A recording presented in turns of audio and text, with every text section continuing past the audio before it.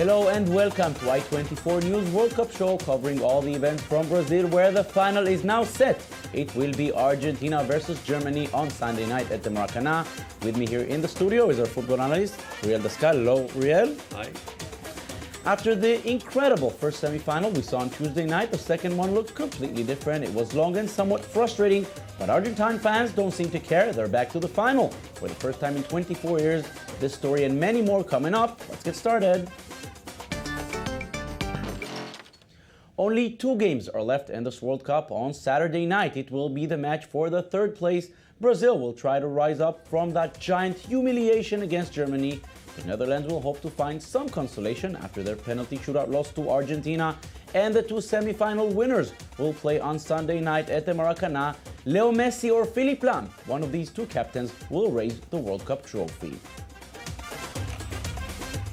Uriel, we will speak about this match, the final, in a few minutes. But what did we see last night? Was that a football match or some tactics thingy that was not really football? Yeah, I think both teams fell in love with their ability to protect their goal or to stop the other team from playing, which is a shame because traditionally Holland are always more offensive, a lot more proactive, and Argentina they could have done more. I think when you look at it, yes, it was boring, but 2 semifinals, 8 goals, you can't complain. No complain about that. Yes, and we didn't expect the second semifinal to look like the first one. I don't know if we will ever see such a game again in the semifinal. I speak about the Brazil-Germany one, but this Argentina team, many people say it's like the 1986 team with one big star. Then it was Maradona, now it's Messi and the players around him. This reminds me more of the 1990 team that also qualified to the finals on penalty. Tough defense, they may steal a goal, if not penalties. That's what we'll see from them in the final as well? Yeah, I think they have a great team ethic and, they know how to work as a team. They know how to win international tournaments as a team. They've won the Under-20 World Championship. They've won other tournaments together, De Michelis, Messi, Zabaleta, Aguero, they were in the same teams, the under-20 teams.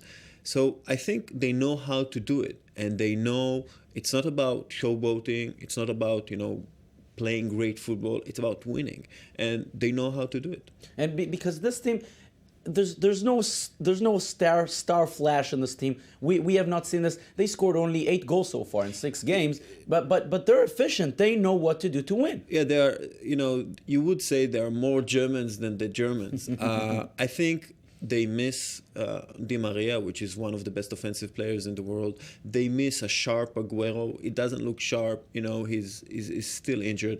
Messi carries the team's load in attack. Mascherano is a great defensive midfielder, but he never contributes too much to the attack. So you have a very gray, hard-working, blue and white team, and it's you always have that in a World Cup. You have this team chemistry that you have the team chemistry that is building up through the tournament, and they say, okay, this is the way we win.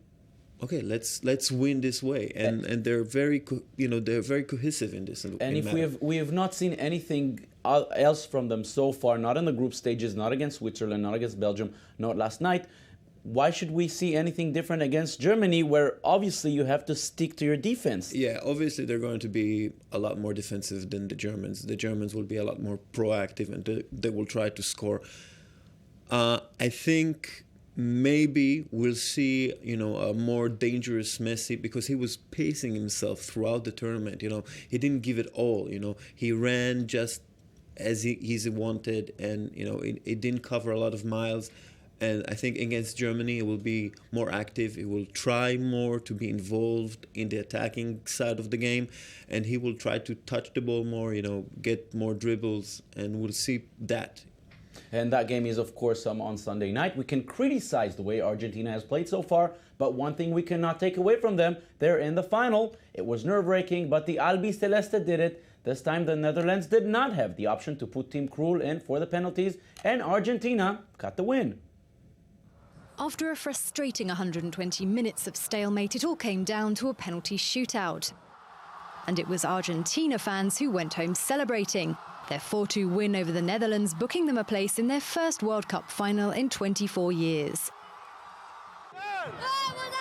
Go Argentina. We won. We're in the final. But it was a cagey game as a determined Dutch defence kept star striker Lionel Messi at bay. His Netherlands counterpart, Arjen Robben, was equally unable to shine. And so the World Cup saw its first ever semi-final 0-0 draw. I really didn't think we'd win the penalty shootout. But the goalkeeper proved just how important he is to us. Sergio Romero indeed became Argentina's hero of the match, saving penalties from both Ron Vlaar and Wesley Sneijder. Maxi Rodriguez made it official, putting Argentina 4-2 up. For Dutch fans at the Corinthians Arena, it was another disappointing finish. This is terrible. It's a terrible way to go out. I think it's a match that did not deserve a winner, and it feels very unfair. That's feeling my heart, my bread.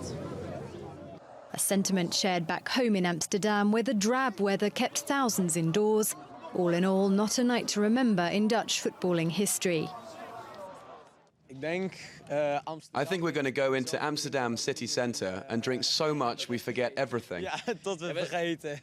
A chance to refuel on Dutch courage before taking on hosts Brazil in Saturday's third-place playoff, while Argentina meet Germany in Sunday's final. So, Uriel, many of us called Louis van Gaal a genius back then against Costa Rica, doing that replacement with a goalkeeper. It worked, but many said now he has to play with the first goalkeeper, and if he comes into penalties, he's going to come with no confidence at all. Guess what? It happened. Well, I don't think he didn't have any confidence. He's a confident, he's a confident boy. You saw it, the way he handles, attackers coming at him, pressing, and he, shimmies them and gets free. I think that it was a one-off genius stroke by Van Gaal, and eventually he was right about that, because Sillissen never stopped a penalty in his life before, and he still didn't stop a penalty. Still so far. Yeah, so maybe the Dutch felt their confidence a bit lower going down to the penalties, and it's really pushing. We're hearing some Dutch players did not want to go first, and then Vlaar went first and he missed. Yeah, but Vlaar was confident. Vlaar wanted to take the penalty. He was Holland's best player, and he missed. So once you miss the first penalty, the whole confidence, goes down throughout the team, and you saw it in their penalty kicks. Romeo was really aggressive about it. He looked like he's going to win it for Argentina, and that's what happened. Overall, I think the Dutch a bit pushed their luck a bit. They went against their attacking, proactive tradition a bit too much in this World Cup. Van Gaal is a great coach. I think he's going to do well in Manchester United as long as the Wall Street owners are not going to destroy his team ethic. The Glazer boys. Yeah. Actually, it was a pretty good World Cup for the Dutch. I mean, they could be happy about it. Because it started extremely well. They didn't come in as big favorites, but then they beat Spain 5-1 and everything changed. They scored 10 goals in the group stage, but ever since those two very late goals against Mexico, they were 3 minutes from going out of the round of 16, then no goals in 240 minutes. The Netherlands we saw in the first round is different than the one we saw later on. Yeah, I think it makes sense for them to be obsessed about the win, But as Cruyff would say, why would you play football if you're not going to play football? And I think the Dutch understood that too late. Robben almost didn't touch the ball in the first half against Argentina, and he wasn't. It's like they waited for the game to